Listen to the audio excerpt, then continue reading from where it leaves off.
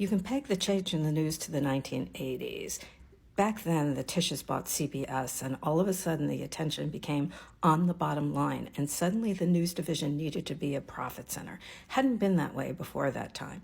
Before then, news divisions were, and still are, required to serve in the public interest, convenience, and necessity. But when the Tisches bought CBS and Ronald Reagan deregulated the media, all of a sudden the news divisions needed to be profit centers. So first you had things like closing down divisions around the world, bureaus around the world. Then what you had is the news division producing more and more programming.